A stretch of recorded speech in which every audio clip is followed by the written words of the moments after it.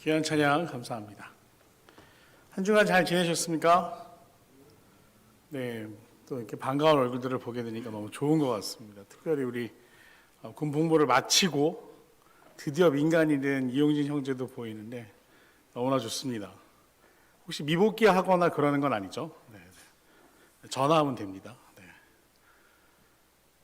한 주간 저는 그렇게 굉장히 즐거운 한 주는 아니었습니다. 월요일에 105회 총회가 있었는데 굉장히 많은 숙제를 남기고 교단 총회가 온전치 못한 모습으로 끝이 났습니다.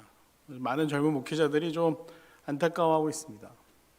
또 그뿐만 아니죠. 여러 가지 어려운 일들이 많았습니다. 여전히 정치권에서는 개인의 신상으로 설왕설래를 하면서 무엇이 옳은지에 대해서 이야기하고 있고, 또 그 와중에 또 우리나라 국민이 좀 황당한, 그 배우에 대해서는 알 수가 없지만 정말 말도 안 되는 일로, 말도 안 되는 방법으로 살해당한 그런 일도 있었고, 또 사회에서는 한 형제가 배가 고파서 라면을 끓여 먹으려다 화재가 났고, 얼마나 간절히 그 아이들이 살기를 기도했는지 모르겠습니다. 아이를 키우는 부모의 입장으로서 또 나이가 비슷한 그 아이들을 보면서 하나님 제발 살려주세요라고 마치 저희 아이들을 위해서 기도하듯이 매달렸는데, 감사하게도 그 형은 의식이 돌아오고 동생은 의식은 돌아왔지만 아직 사람도 잘 알아보지 못하고 말을 못하는 상태라고 합니다. 그리고 여전히 코로나19는 우리의 생활을 어렵게 하고 있습니다. 그러니까 참 살아가는 이 시대가 좋은 일들로 가득하다고는 말할 수 없습니다. 특별히 이 시기를 살아가는 청년들을 보면서 1997년에 제가 대학에 입학했는데 그때 IMF가 있었습니다. 마치 그 시절의 청년들을 보는 것처럼 아무 미래도 낙관할 수 있는 것들도 보장되는 것도 없는 그런 시대를 살아가는 여러분을 보면서 하나님께서 위로의 마음을 주시기 원한다는 것, 그리고 이 어려운 긴 터널을 통과하는 분명히 확실한 방법이 있다라는 것을 전하기 원하신다라는 것을 주중에 제 마음 가운데 많이 주셨습니다. 그래서 이제 좋은 생각을 하려고, 반대로 세상은 어지럽지만 내가 무엇이 행복하고 무엇이 좋은가 좀 혼자 이렇게 묵상해 보는 시간을 가졌습니다. 제가 가장 보람되게 느끼는 일들 중에 하나가 아이들의 손을 잡고 등교시키는 일입니다. 그래서 이제 아이가 일주일에 한 번씩 학교에 갈 때 때로는 차를 태워서 가고 때로는 걸어가면서 손을 잡고 갑니다. 근데 좀 슬퍼지는 일이 생겼습니다. 뭔지 아십니까? 작년까지는 절대 제 손을 뿌리치지 않았습니다. 근데 이제 슬슬 올해가 되면서 스스로 고학년이라고 말하면서 자꾸 제 손을 놓는 거예요. 얼마나 서운한지 아십니까? 아직도 제가 잡을 때는 작고 귀엽고 아기 같은 손인데 자꾸만 손을 빼고, 특히 교문에 가까워지니까 저를 거들떠도 안 보는 거예요. 그래서 저는 뒤다 대고 더 큰 소리로 한연아 사랑해 이렇게 막 인사를 하거든요. 안 쳐다보고 들어갑니다. 자기가 손유리가 아니라는 것처럼 이렇게 싹 사라져버려요. 서운하죠. 왜 이 이야기를 하는가 하면, 우리의 인도자 되시고 우리 아버지 되시는 하나님께서는 우리의 손을 잡기 원하시는데, 과연 지금 우리는 하나님과 어디쯤 서 있는지를 한번 오늘 말씀을 통해 느껴보고 돌아보기를 원합니다. 오늘 시편 55편의 배경이 되는 것은 굉장히 비극적인 일이었습니다. 한 가정에게 일어날 수 있는 일들 중에 가장 비극적인 일이 벌어졌습니다. 다윗에게는 19명의 아들이 있었습니다. 꽤 많죠. 그런데 그 중에 다윗을 가장 닮았고 그 모습을 보면 마치 다윗의 젊었을 때를 떠올리는 듯한 아들이 셋째 아들이었던 압살롬이라는 아들이었습니다. 그런데 이 압살롬에게는 다말이라는 여동생이 있었습니다. 이 압살롬이 미모가 굉장했다라는 것을 미루어 볼 때 동생 다말도 굉장히 아름다운 여성이었을 것으로 봅니다. 그런데 큰아들이었던 다윗의 맏아들이었던 암놈이라는 왕자가 이 자신의 이복 여동생이자 배다른 여동생인 이 다말을 흠모하게 되었습니다. 정상적인 관계는 아니죠. 정상적인 생각도 아닙니다. 근데 나날이 이 다말을 향한 사랑하는 마음이 커지니까 그 주변에 있던 친구가 그에게 불러서 청해서 너의 사람으로 만들라는 나쁜 꾀를 주게 되고, 심지어 이 암논이라는 왕자는 절대로 해서는 안 되는 그 행동을 실천으로 옮기게 됩니다. 자신의 이복 여동생을 겁탈한 거죠. 그런데 그 이후에 한 일이 더 흉악하게 그지가 없습니다. 마치 아무 일도 없었다는 듯이, 그리고 어떤 병균이나 되는 듯이 그 공주를 자신의 집에서 쫓아냅니다. 여성으로서 가장 치욕스럽고 이 모멸감을 겪게 된 다말은 자신이 입고 있던 채색 옷을 찢고 머리에 죄를 뒤집어 쓰고 자신의 친오빠인 압살롬에게로 갔습니다. 압살롬은 지금 당장이라도 암논을 죽일 것처럼 분노했습니다. 하지만 그는 그 일이 앞서 먼저 자신의 아버지이자 왕이었던 다윗에게 나아가 그 벌어진 비극적인 소식을 전했습니다. 사무엘 하 13장을 보면 다윗이 그 일을 듣고 굉장히 화를 내었다라고 기록이 되어 있습니다. 그런데 거기까지였습니다. 화만 내지 첫째 왕자였던 암논에 대해선 아무런 조치를 취하지 않았습니다. 압살롬은 어떤 마음을 품게 되었을까요? 자신의 동생과 자신의 집안이 당한 그 수치스러운 일에 대해서 침묵하는 아버지를 보면서 그 마음속에 어떤 생각을 품게 되었겠습니까? 그런데 또 다윗의 입장에서는 그것을 처벌하기가 마땅치 않은 상황이었습니다. 첫 번째로는 먼저는 자기 자신이 그와 같이 부끄러운 과거를 가진 사람이었기 때문입니다. 다윗이 정복전쟁이 한창이었을 때 했던 일이 무엇입니까? 자신의 부하의 아내를 취하기 위해서 그 부하를 죽게 만들도록 음모를 꾸몄습니다. 그리고 그 일이 만천하에 알려집니다. 스스로 성적인 범죄에 대해서 떳떳할 수가 없는 사람이었어요. 만약 첫 번째 왕자였던 제1왕위 계승자였던 암논의 일이 또 세상 가운데 알려진다면 어떻게 되겠습니까? 자기에게는 암논을 처벌할 수 있는 도덕적인 정당성이 없다라는 것을 다윗은 너무나 잘 알고 있었습니다. 또 한 가지 일은 왕위 계승권에 관련된 문제입니다. 왕자가 19명입니다. 근데 큰형의 잘못을 들추어낸 셋째 아들의 편을 들어주게 되면 그 뒤에 어떤 일들이 벌어지겠습니까? 이 19명의 왕자가 서로의 추문을 밝혀가면서 오늘날의 사회 지도층 인사들이 보여주는 것처럼 서로의 약점과 더러운 부분들, 잘못한 것들을 서로 물고 뜯으면서 싸울 것이 아니겠습니까?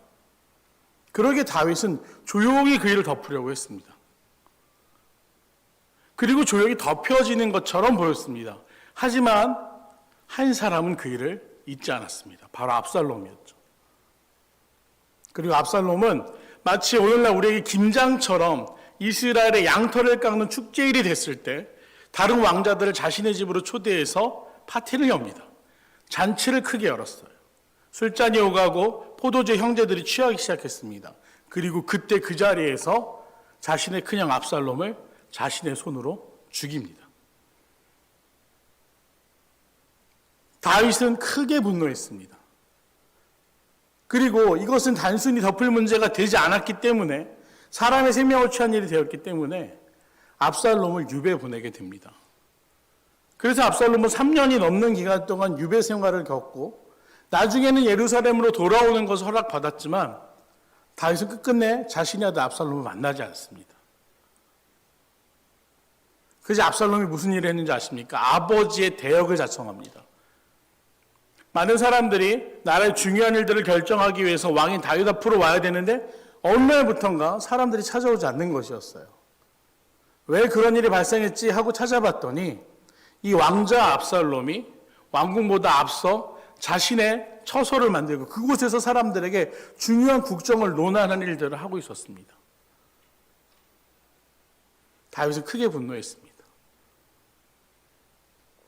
그리고 이 압살롬은 더 나아가서 아버지의 가장 신뢰받는 부하들 중에 한 명이었던 책략가였던 아히도벨이라는 사람과 음모를 꾸면서 반란을 일으키게 되고 그 반란은 꽤 성공적으로 진행되는 듯 보였습니다.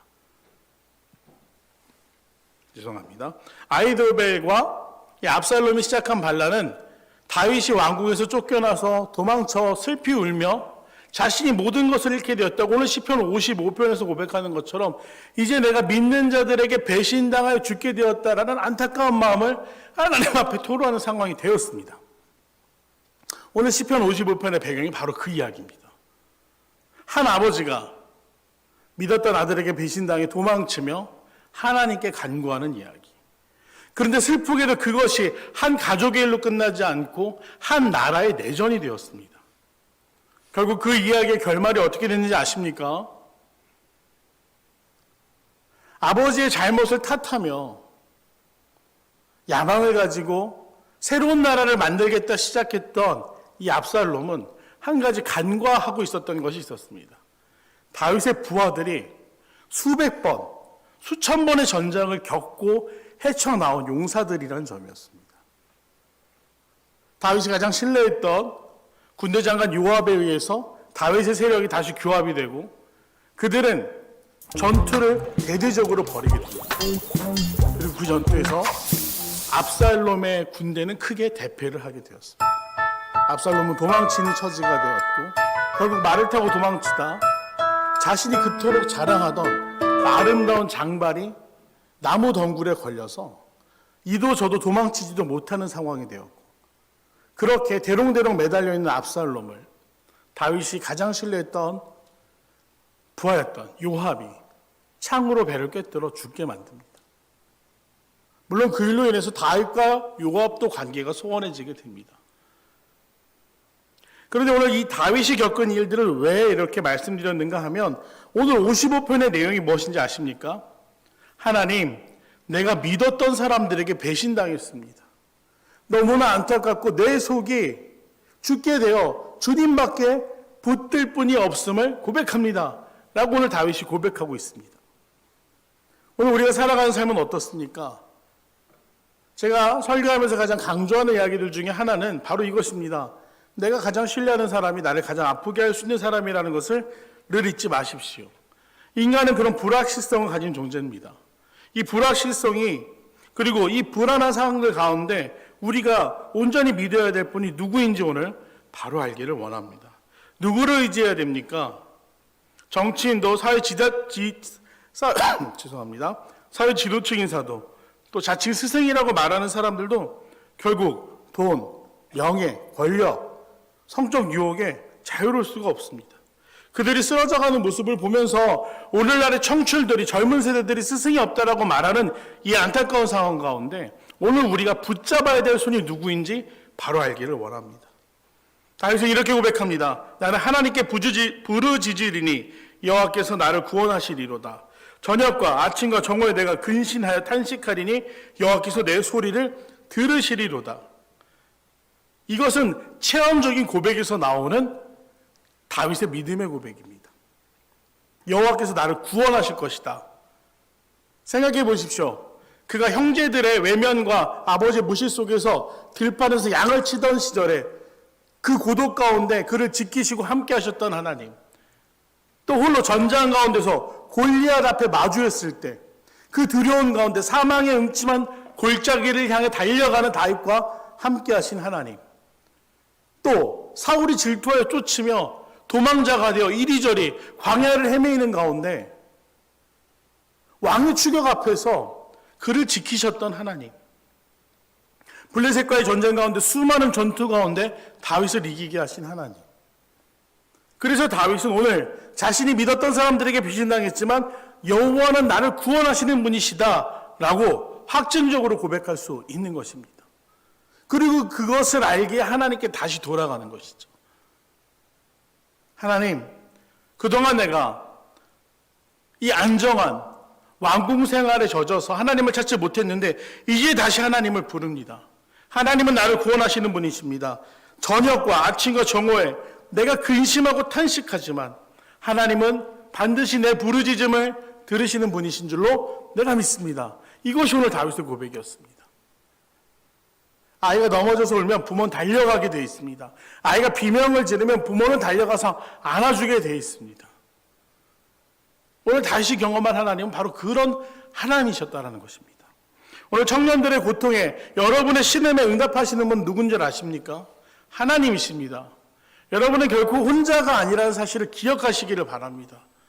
언제까지 이어질지 모르는 경제위기와 코로나19라는 긴 터널이 여러분 앞에 있지만 그 사망의 음침한 골짜기 가운데 누가 여러분의 부르짖음을 들으시겠습니까? 아버지 하나님이라는 사실을 기억하시기를 바랍니다. 다윗은 나를 대적하는 자가 많더니 나를 치는 전쟁에서 저가 내 생명을 구속하사 평안하게 하셨도다 라고 이야기합니다. 자기 경험적인 이야기죠. 많은 전쟁에서 하나님이 나를 평안하게 하셨다. 그리고 다윗은 경고합니다. 하나님을 경외하지 않는 그들에 대해서 짧은 승리에 환호하는 그들에게 이렇게 이야기합니다. 태고부터 계신 하나님이 들으시고 변치 아니하며 하나님을 경외치 않는 자에게 보응하시리로다. 하나님을 경외치 않는 사람들에게 보응하실 것이다. 저는 손을 들어 자기와 화목한 자를 치고 그 언약을 배반하였도다. 그 입은 우유기름보다 미끄러워도 그 마음은 전쟁이요 그 말은 기름보다 유하여도 실상은 뽑힌 칼이로다. 누굽니까? 화목했던 자가 자기를 쳤다. 지금 본인이 당하고 있는 상황들, 부하의 배신과 아들의 배신에 대해서 그 마음이 얼마나 고통스럽고 답답했겠습니까? 그들이 우유처럼 부드럽게 다가왔다라고 이야기합니다. 입에 기름을 바른 것처럼 번지르하게 이야기했지만 그것이 칼이 되어 자기를 찌르는 듯한 고통에 놓여 있다. 하지만 오늘 22절의 말씀 우리 함께 한번 읽어보도록 하겠습니다. 22절입니다. 내 짐을 여호와께 맡겨버리라. 너를 붙드시고 의인의 요동함을 영영히 허락지 아니하시리로다. 자, 다시 한번 읽겠습니다. 내 짐을 여호와께 맡겨버리라. 너를 붙드시고 의인의 요동함을 영영히 허락지 아니하시리로다. 네. 22절 한 번만 띄워주시겠어요? 네, 같이 한번 읽습니다. 내 짐을 여호와께 맡기라. 그가 너를 붙드시고 의인의 요동함을 영원히 허락하지 아니하시리로다. 아멘. 지금 번역이 좀 다른 것 같습니다. 개역 개정이랑 개역 한글이 좀 나눠진 것 같습니다. 네 짐을 여호와께 맡겨라. 너를 붙드시고 요동치 않게 하실 것이다. 내일에 대해서 낙관할 수 있는 사람은 아무도 없습니다. 이 자리에서 설교를 하고 있는 저도 내일에 대해서 낙관할 수가 없습니다. 언제 코로나가 끝난다고, 언제 이 경제 위기가 나아질 것이라고, 실업의 위기가 나아질 것이라고, 청년들에게 밝은 미래가 허락될 것이라고 말할 수 있는 사람은 아무도 없습니다. 하지만 오늘 말씀 속에 있는 너를 붙드시고, 즉 하나님의 손이 우리를 붙잡으실 때 일어나는 일들을 기대하시기 바랍니다. 하나님께서 우리를 붙드시면 어떠한 일이 일어납니까? 먼저는 안전합니다. 부모가 아이 손을 잡고 있을 때는 아이 위험하지가 않습니다. 불과 지난주에 있었던 일입니다. 저희 딸하고 저하고 걸어가고 있었습니다. 그런데 자꾸만 먼저 제 손을 뿌리치고 뛰어가는 거예요. 결국에 결말이 뭐였을까요? 넘어져서 무릎이 까졌습니다. 속으로는 쌤통, 아주 잘 됐다라고 잠깐 생각했지만 이내 우는 아이를 달래며 그 상처를 치료해 주었습니다. 부모의 손 안에 있을 때는 넘어지려 하는 일들이 벌어지면 어떻게 됩니까? 부모가 붙들어 일으켜 세웁니다. 부모의 손 안에 있을 때 위협이 오면 어떻게 합니까? 부모가 그 손으로 막아줍니다. 하나님이 우리를 붙드실 때 우리는 안전하다는 사실을 기억하시기를 바랍니다. 또 그렇게 넘어질지라도 다시 일으켜주는 손길이 있다는 사실도 기억하시기를 바랍니다. 내 힘으로 재건하는 것이 아닙니다. 내 힘으로 다시 일어서는 것이 아니에요. 내 힘으로 이 좌절 가운데 어떻게든 이겨내야지? 얼마나 힘듭니까? 먼저는 오늘 다윗처럼 아버지 하나님께 기도하면서 나를 일으키시는 그 손길을 경험할 수 있는 저 여러분에게를 간절히 소망합니다. 그리고 마지막으로 하나님의 손이 우리를 붙드실 때 있는 가장 유익한 일은 무엇인지 아십니까? 우리가 방황하지 않는다는 사실입니다. 멈춰 서야 할 때 그 손길은 우리를 멈추게 하실 겁니다. 그리고 우리가 나가야 될 때 나는 아무 힘이 없어서 주저앉고 싶지만 그분이 끌어주시면 우린 다시 앞으로 나갈 수가 있습니다. 그리고 어느 곳으로 가야 될지 머뭇머뭇거리며 헤맬 때도 그 손길은 우리를 인도하여 우리가 나가야 되는 곳이 어딘지 알게 하실 것입니다. 그것이 하나님이 우리를 붙드실 때 유동하지 않으며 안전하게 하시는 아버지 하나님의 사랑이시라는 것을 기억하시기를 바랍니다. 이 어려운 시기에 정말로 내일이 보이지 않고 우리가 확신할 수 있는 것 아무것도 없던 시기에 우리가 확신할 수 있는 단 한 가지가 있다고 한다면 그것은 바로 이것입니다. 아버지 하나님의 손을 붙들 때 우리는 안전할 것이다. 아버지 하나님의 손을 붙들 때 우리는 방황하지 아니할 것이다. 말하기는 사랑하는 청년 여러분, 우리가 비록 흩어져 있을지라도, 그것도 각각 삶의 자리에서 온라인으로 예배할 수밖에 없는 상황일지라도, 또 용기를 내 예배의 자리에 나왔지만 여전히 내 삶은 내일에 대해서 안개가 낀 것처럼 확신할 수 없고 불안하다라고 생각하고 계신다면, 오늘 이 말씀 가운데 여러분을 붙드시는 하나님의 손을 기대하시기를 간절히 소망합니다. 여러분을 안전하게 하시는 유일한 손, 여러분을 온전하게 인도하시는 그 유일한 손, 아버지 하나님이 우리를 붙드실 때 우리는 비로소 안전할 수 있다는 사실을 기억하시고 그분과 기쁨의 동행을 할 수 있는 강소교 귀한 청년들이 되시기를 간절히 소망합니다. 기도하겠습니다. 은혜로우신 아버지 하나님, 주님의 인도하심을 기대합니다. 주님의 보호하심을 신뢰합니다. 사랑하는 청년들, 어려운 시기를 살아갑니다. 아버지의 어두운 밤 가운데 아버지의 손을 붙들고 오니 주님 인도하여 주시옵고 안심시켜 주시옵고 그 품에 우리의 지친 삶을 품어 주시옵소서. 주님께서 함께하여 주실 것을 믿사오며 사랑하는 예수님의 이름으로 간절히 기도드립니다. 아멘. 내 삶들이 찬양하며 봉헌하시겠습니다.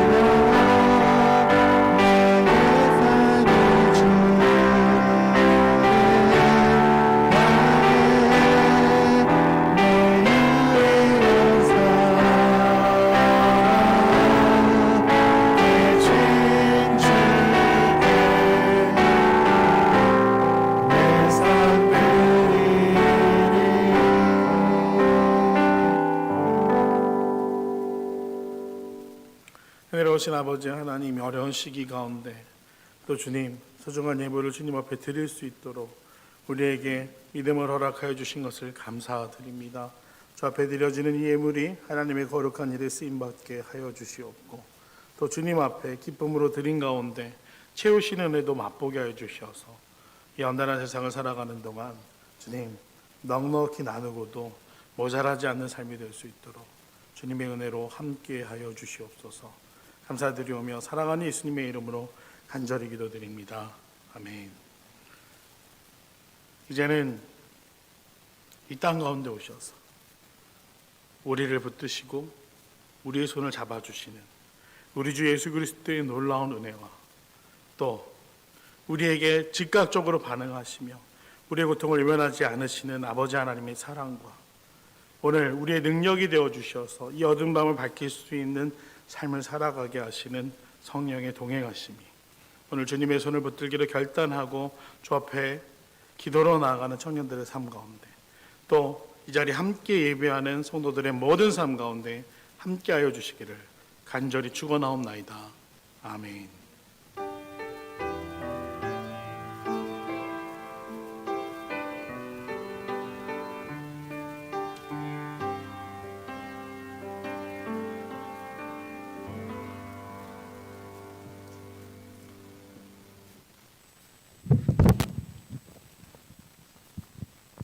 네, 9월 27일 청년부 광고 알려드리겠습니다.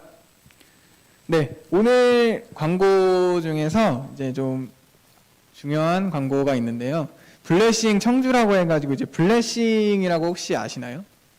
더 사인에서 이어진 블레싱이라는 건데, 블레싱 청주, 이 블레싱 연합의 목적이 이제 청주시에 있는 이제 청년들의 어떤 영적인 것과 어떤 그런 부흥을 위해서 이제 선교단체랑 교회에 있는 청년들이 자발적으로 모인 어떤 그런 연합회입니다.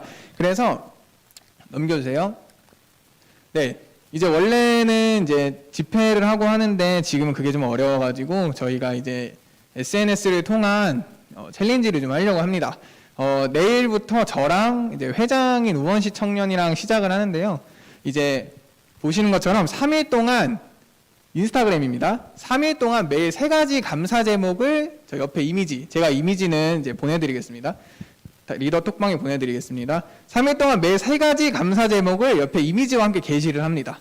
그러면서 그 이미지와 태그, 저기 보시면 샵 블레싱, 샵 청주, 샵 감사의 챌린지 이렇게 3일 동안을 하고 이제 그 한 사람이 3일 동안 다 끝마치면은 2명을 지목해서 그 2명이 다시 시작을 하는 그런 원리입니다. 그러니까 3일 동안 자신이 매일 3가지 정도 감사한 것들을 적는 그런 챌린지를 시작하려고 하는데, 우리 청년들이 이제 또 어려운 상황 가운데서 감사한 것들을 좀 생각하는 시간을 가졌으면 좋겠습니다. 그것을 위해서 시작을 하려고 하니까요. 많은 참여 부탁드립니다. 네, 넘겨주세요.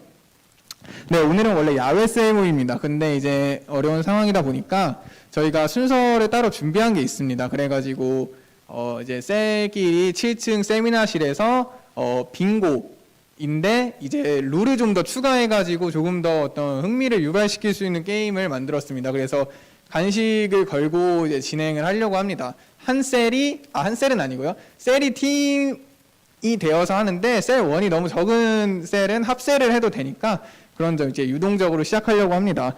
그래가지고 오늘 셀 모임은 즉 7층으로 올라가셔가지고 진행을 하면 됩니다. 네, 넘겨주세요. 네, 네. 그리고 추석이 지나고 그 다음 주 10월 11일 주일에 이제 회칙, 네, 먼저 11월 둘째 주가 저희가 총회가 있습니다. 청년부 총회가 있는데 그것을 대비해서 추석 다음 주인 10월 11일 날 임시총회를 열어서 회칙 개정을 조금 하려고 합니다. 그래가지고 그 점 양해 부탁드리고 참고해 주셨으면 감사합니다. 넘겨주세요. 네, 큐티책 이제 10월 거를 가져가야 되는데 위에 올려두었으니까 이름 적고 10월 큐티책 청년부실에서 가져가시면 됩니다. 네. 그리고 수요 기도회와 금요 심야 기도회가 진행되오니 청년들 많은 참여 부탁드립니다. 지금 7층으로 올라가겠습니다. 찬양 높이 계신 주께 우리 맘을 열어 높여 모든 영광 돌리세. 주 사랑하는 자 다 주께 나와 높이세. 주를 내 영원해.